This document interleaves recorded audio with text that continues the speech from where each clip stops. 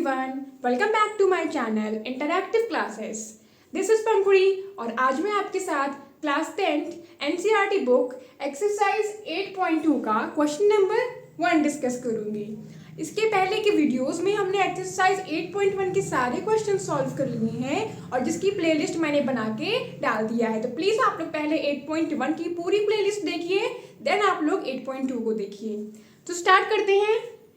The first question is, हमें find करना है क्या, sin 60 cos 30 plus sin 30 cos 60। हमें इनकी वैल्यूज को फाइंड करना है। सबसे पहली जो क्लास थी, इंट्रो वाली क्लास थी, उसमें मैंने आपको इन सभी की वैल्यूज को लिख कर प्रॉपर एक टेबल से बताया था।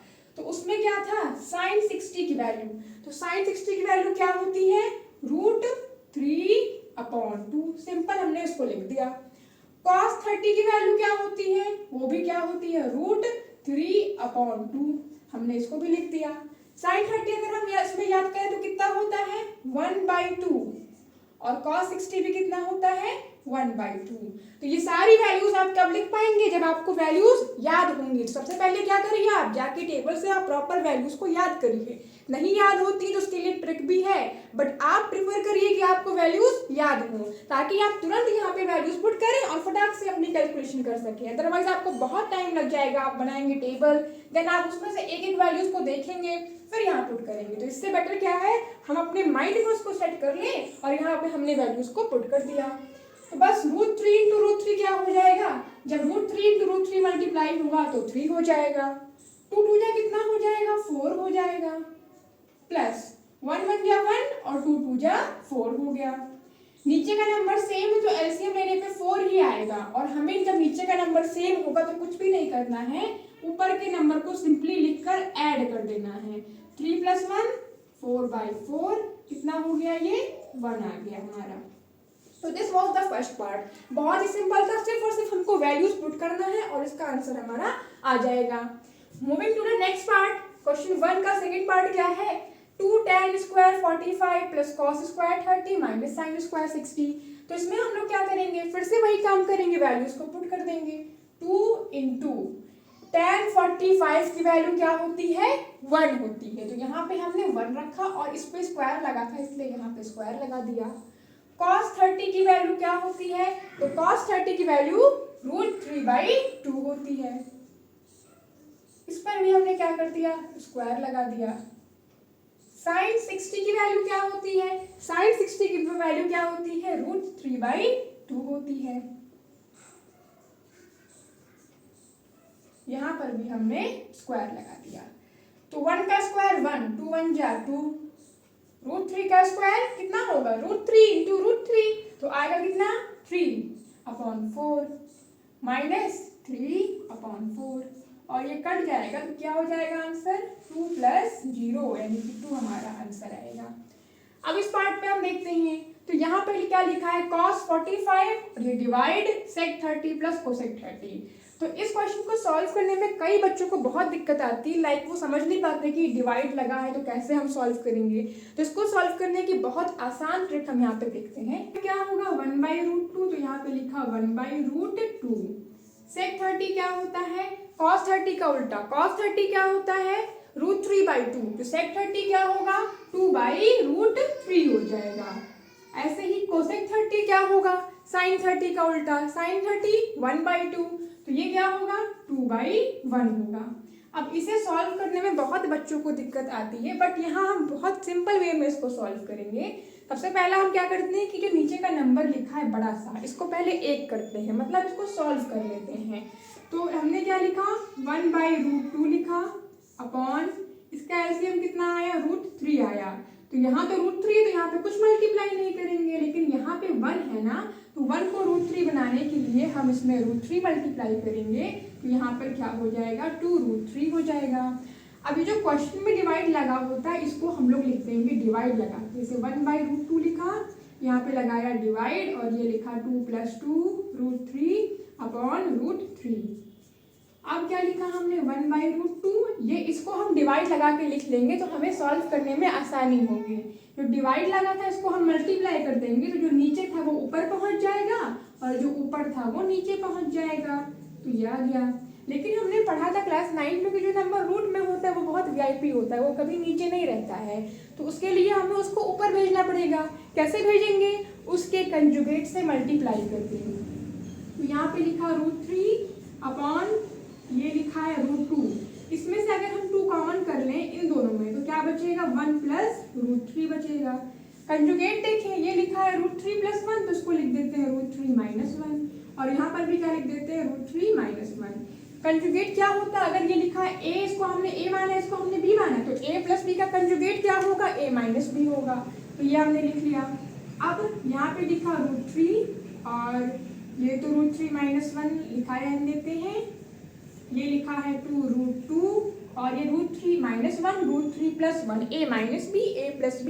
तो इसका फॉर्मूला क्या पढ़ा था हम लोगों ने लास्ट क्लास में? a + b a - b का फॉर्मूला a² - b²। तो यहाँ पे हमने इसको a माना है तो इसको स्क्वायर करेंगे तो 3 आ जाएगा। हमने इसको b माना तो इसका स्क्वायर करेंगे तो 1 आ जाएगा। तो √3 × √3 हम इसको मल्टीप्लाई कर देते हैं, तो √3 × √3 3 हो जाएगा, माइनस √3 बन जा √3 हो जाएगा, और 3 - 1 2 हो जाएगा, और 2 2 जा 4 √2 हो गया। अब हम देखें फिर से रूट नीचे आ रहा है, तो फिर से हमें इसका कंजुगेट मल्टीप्लाई करना पड़ेगा।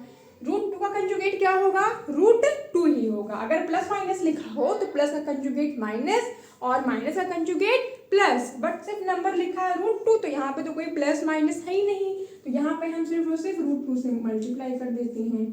तो ऊपर क्या बन जाएगा? 3√2 - √6। ये 2 जो होगा इन दोनों के साथ मल्टीप्लाई होगा, और √2 × √2 2 और 4 2 जा 8 हो जाएगा। तो ये हमारा आंसर आएगा 3√2 - √6/8 कि रूट का नंबर जो होगा वो नीचे नहीं रहेगा, उसको हम रेशनलाइज कर देंगे। This was the third part of question number 1। Question number 1 का फोर्थ पार्ट। तो sin 30 की वैल्यू हम रख देते हैं यहाँ पे 1/2, tan 45 1, और cosec 60 क्या होगा? sin 60 का उल्टा। sin 60 क्या होता है? √3/2, तो ये क्या होगा? 2/√3। sec 30 क्या होगा? cos 30 का उल्टा। cos 30 क्या होता है? √3/2, तो ये क्या हो गया? 2/√3। cos 60 की वैल्यू क्या होती है? 1/2, और ये क्या होगा? 1। तो इसका एलसीएम कितना आ गया? 2√3 आ गया इसका एलसीएम। यहाँ पे कमी किसकी है? √3 की, तो यहाँ पे हम √3 मल्टीप्लाई कर लें। यहाँ पे 1 है ना, इसके नीचे 1 है, तो यहाँ पे हमें 2√3 लिखना पड़ेगा, और यहाँ पे हम क्या करेंगे? 2 यहाँ पे नहीं है, तो यहाँ 2 मल्टीप्लाई करेंगे तो ये 4 हो जाएगा। ऐसे ही यहाँ पे 2√3 एलसीएम आया, यहाँ पे 2 2 जा 4, यहाँ पे √3 और ये 2√3 हो गया। तो ये हमारा इसमें आया। अब इसको क्या करते हैं? हम डिवाइड कर लेंगे, या हम देखें तो ये हमारा नीचे का नंबर जब दोनों सेम है तो क्या होगा? ये कट जाएगा हमारा, तो क्या बचेगा? 2√3 और √3 3√3 -4/2 √3 और √3 3√3 + 4। इसका कंजुगेट क्या बनेगा? नीचे हमारे पास जो नंबर है वो किसमें है? रूट में है, तो ये कभी नीचे नहीं होगा, तो कंजुगेट जो यहाँ पे प्लस है वो यहाँ पे माइनस हो गया। ऐसे ये 3√3 -4 हो गया। तो क्या होगा? ये लिखा है a - b, ये भी लिखा है a - b, तो इसको हम क्या लिख सकते हैं? जब कोई चीज़ 2 बार लिखी हो तो उस पर स्क्वायर लगा के लिख देते हैं। और ये क्या लिखा है? a + b, और ये लिखा है a - b, तो ये क्या होगा? a + b और a - b हमने कल वाली क्लास में पढ़ा था कि इसका फॉर्मूला क्या होता है? a² - b²। तो a का मतलब 3√3 का स्क्वायर और b का मतलब 4 का स्क्वायर। तो 3√3 - 4 का होल स्क्वायर लिखा है ना ये, तो क्या करें इसमें हम?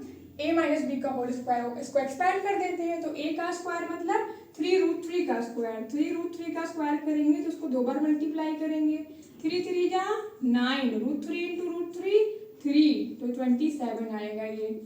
4 का स्क्वायर 16 -2ab, 2 4 जा 8, 3 जा 24 √3 हो गया ये, अपॉन 3√3 का होल स्क्वायर मतलब कितना हो गया? 3 3 जा 9, 3 जा 27, 4 का स्क्वायर 16 हो गया। ये कितना आएगा? 11 माइनस करने पे आएगा, और ये कितना आएगा? 43 - 24 √3 आएगा इसको माइनस करने पे। तो ये था हमारा क्वेश्चन 1 का fourth part. 5 cos square 60 + 4 sec square 30 - tan square 45 sin square 30 + cos square 30। तो यहाँ पर हम वैल्यू सारी पुट कर लेते हैं।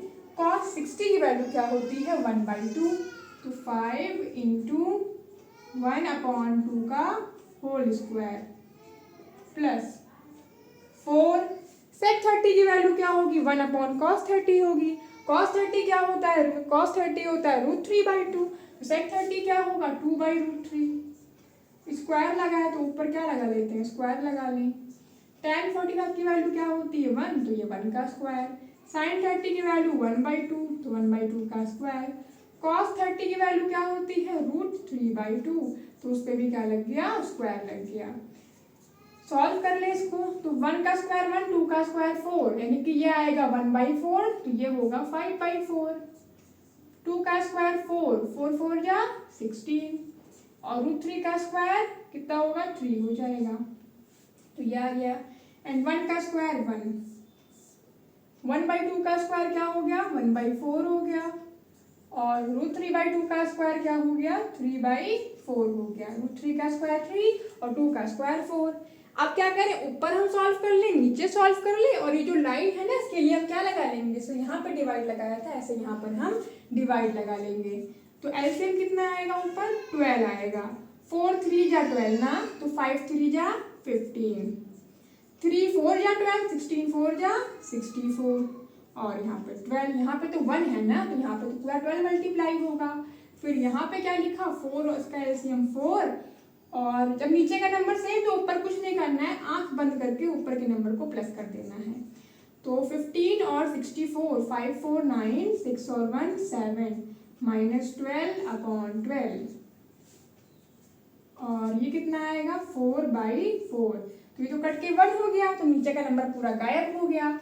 तो ये क्या बचा 79 - 12 इज 9 में 2 गया 7, 7 में से 1 गया 6, 67/12। इसमें हमारा आंसर क्या आ गया 67/12 इज द आंसर। तो ये था हमारा 5th पार्ट। आई होप आपको आज की क्लास समझ में आई होगी। Thank you for watching. Let's meet in the next video.